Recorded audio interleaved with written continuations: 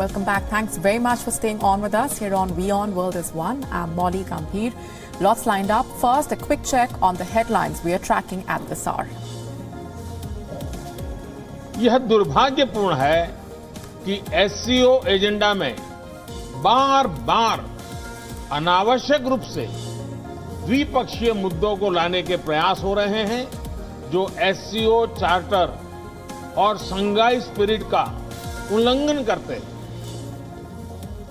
Indian Prime Minister Narendra Modi at the virtual summit of the Shanghai Cooperation Organization or SCO takes an aim at Pakistan, says raising bilateral issues at multilateral platforms is against the organization's charter.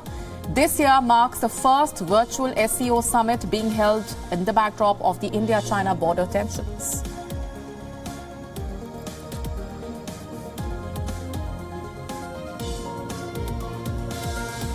Ending 6 weeks of fierce clashes over the disputed Nagorno-Karabakh region, the Armenian Prime Minister Nikol Pashinyan says that he had signed a painful agreement with Azerbaijan and Russia to end the war over the disputed region.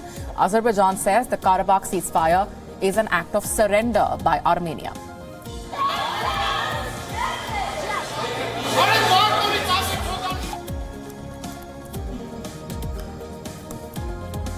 Protesters storm Armenia's parliament and the government headquarters in Armenia's capital, Yerevan, denouncing the country's leadership for giving in to Azerbaijan.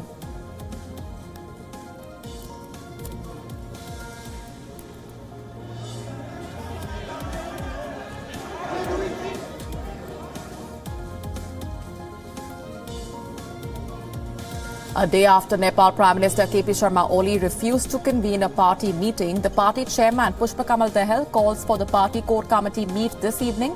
The tensions between the two leaders intensified after Oli met India's raw chief Samant Kumar Goyal last month, and the party demanded an explanation.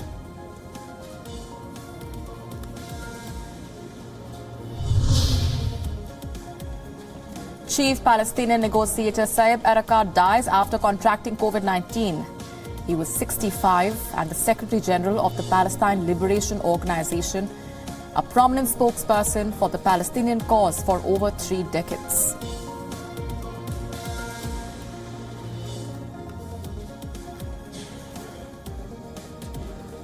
Donald Trump accuses the FDA and Pfizer of withholding the COVID-19 vaccine announcement before elections, calling the timing of the move political. Pharmaceutical companies Pfizer and BioNTech yesterday announced 90% efficacy in the vaccine in preventing the COVID-19 infection.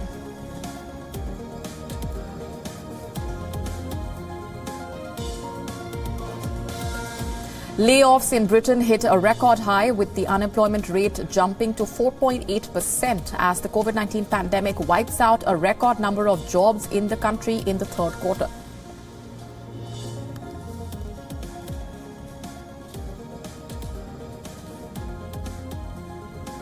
China launches the world's first 6G experimental satellite with the aim to roll out the ultra-fast network by 2030.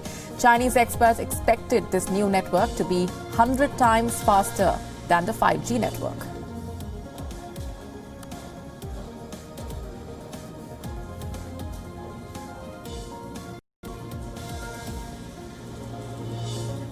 First, to the latest coming in from the United States, where President Donald Trump's re-election campaign team has now filed a lawsuit in a Pennsylvania federal court.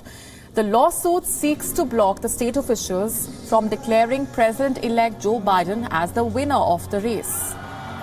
The lawsuit has been filed against Pennsylvania's Secretary of State, Kathy Boockvar, and the Board of Elections in counties which favor Democrats, including Philadelphia and Pittsburgh. The Trump team alleges that Pennsylvania's mail-in voting system lacked all the hallmarks of transparency and verifiability that were present for the in-person voters. Not just that, the lawsuit claims that state officials violated the U.S. Constitution by creating an illegal two-tiered voting system. Donald Trump has time and again cast doubts over the integrity of this election. His campaign has pledged to go forward with a legal strategy with the hope that it will overturn the mandate that favored Joe Biden. A Republican state legislator in Pennsylvania is all set to call for a legislative-led audit of the 2020 polls. The demand is that the election results should not be certified and the electors should not be seated until that audit is completed. For days now, top Republicans have refrained from actively supporting Donald Trump as he continues to allege fraud.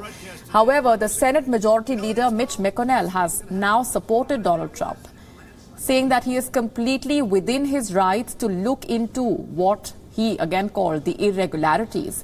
While speaking in the Senate, McConnell did not acknowledge Joe Biden as president-elect and Kamala Harris as vice president-elect. And the courts are here to work through concerns. Our institutions are actually built for this. We have the system in place to consider concerns, and President Trump is 100% within his rights to look into allegations of irregularities and weigh his legal options. Now, more broadly, Mr. President, let's not have any lectures, no lectures about how the president should immediately, cheerfully accept preliminary election results from the same characters who just spent 4 years refusing to accept the validity of the last election. RNC Chairperson Ronna McDaniel, White House Press Secretary Kelly McEnany, and the Trump Campaign Counsel Matthew Morgan have urged transparency and suggested that there are outstanding legal votes that are yet to be counted. The franchise of the American people. Our position is clear. We want to protect the franchise of the American people. We want an honest, accurate, lawful count. We want maximum sunlight. We want maximum transparency. We want every legal vote to be counted, and we want every illegal vote to be discarded. But Michigan is my home state, and in the county, Wayne County, Republican poll watchers were denied their legal right to monitor the election and purposely kept in the dark. Both literally and figuratively, poll watchers or election workers blocked windows and padlocked doors. Obviously, that's not going to instill confidence. There are thousands of reports of poll watchers being intimidated and unable to do their job. Meanwhile, the U.S. Attorney General William Barr told the federal prosecutors to look into any substantial allegations of voting irregularities. He also urged them to not pursue fanciful or far-fetched claims. Barr wrote, and I'm quoting now, "I authorize you to pursue substantial allegations of voting and vote tabulation irregularities prior to the certification of the elections in your jurisdictions in certain cases, as I have already done in specific instances. While serious allegations should be handled with great care, speculative, fanciful or far-fetched claims should not be the basis for initiating federal inquiries." That was a statement from William Barr. And in response, the senior advisor to Joe Biden, Bob Boa, said, and I'm quoting, "Those are the very kind of claims that the president and his lawyers are making unsuccessfully every day, as their lawsuits are laughed out of the one court after another."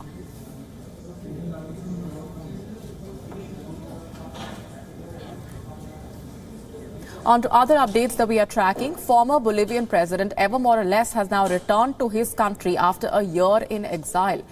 This comes after a close ally and member of his Socialist Party, Luis Arce, was sworn in as the president of the country. Accompanied by Argentina's President Alberto Fernandez, Morales crossed the international border to be greeted by thousands of Bolivians waiting at the southern border. His homecoming suggests that his 4-decade political career may be far from over. The 61-year-old leader fled Bolivia to Argentina last year after he was accused of rigging the presidential election. But in his latest speech, he has urged the judiciary to take action against the Supreme Court, citing no election fraud. Ahora, los que no se han acusado de que hicimos fraude, ¿qué fraude? Yo quiero pedir públicamente a las autoridades del órgano judicial hagan un acto de justicia con los miembros o exmiembros del Tribunal Supremo de Justicia, tribunales electorales departamentales. No hubo fraude el año pasado. Ganamos en primera vuelta, ahora nuevamente ganamos en primera vuelta. ¿Qué fraude? Morales held on to power for almost 14 years. He was the first indigenous president of Bolivia. After an explosion of social unrest, Morales stepped down and fled Bolivia on the 11th of November last year. His supporters denounced the anti-government movement, calling it a coup against the indigenous section.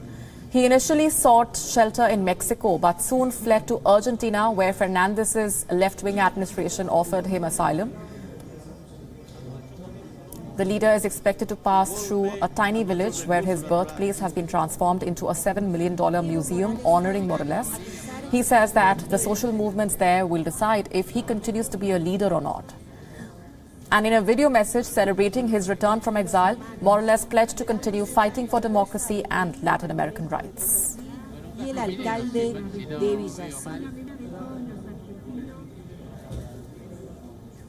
Brazil has halted the trial of a Chinese coronavirus vaccine. In a statement, the Brazilian regulator Anvisa has said that it had ruled to interrupt the clinical trial of the coronavirus vaccine after a serious adverse incident. It said that it could not give further details on what happened because of privacy regulations, but that such incidents included death, potentially fatal side effects, serious disability, hospitalization, birth defects, and other clinically significant events. The setback for CoronaVac, which is developed by Chinese firm Sinovac Biotech, came on the same day as the announcement by the US pharmaceutical giant Pfizer, which had said that its own vaccine candidate had shown 90% efficacy. Both the Pfizer and Sinovac vaccines are in the phase 3 trials, the final stage of testing before regulatory approval. And both are being tested in Brazil, the country with the second highest death toll due to COVID-19. After the United States, meanwhile, Sinovac reacted saying that its vaccine is safe and that the adverse event was not related to the trials. CoronaVac has been caught up in a messy political battle in Brazil, where its most visible backer has been Sao Paulo Governor João Doria, who is a top opponent of far-right President Jair Bolsonaro. Meanwhile, Bolsonaro has labeled CoronaVac as the vaccine from that other country, quote-unquote, and pushed for a rival vaccine developed by Oxford University and AstraZeneca.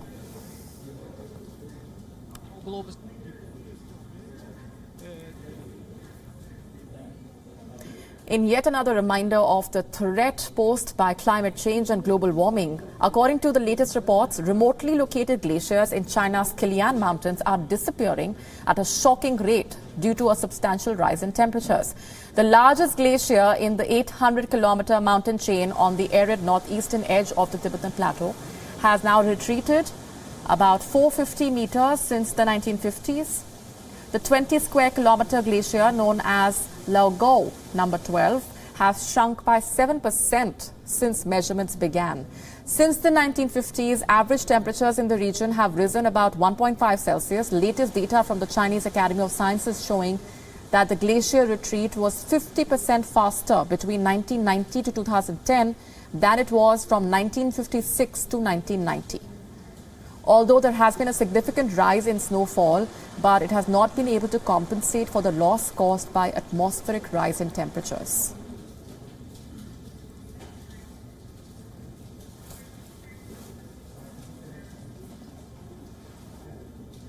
对，30年到40年以后，就是我们冰川融水有可能会达到一个峰值，峰值就指的是达到最大值，最大值以后，冰川融水的贡献有可能会减少。减少意味着就是我们的总水资源量有可能会减少。Apart from being known for its mesmerizing beauty, the Valley of Kashmir is also famous for its high-quality saffron, a spice derived from the crocus flower. Over the years, the world's most expensive spice has been seeing a decline due to several factors. And now, due to COVID-19, the market demand has fallen. WION's Ishan Mani travelled to Pampore town near Srinagar to meet these saffron farmers. Here's a special report. The vast fields have turned in a purple canvas and people are busy picking the crocus flower with the first sunrise.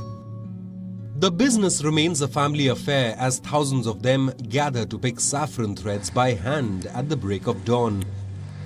The purple blossom marks the arrival of winter in Kashmir.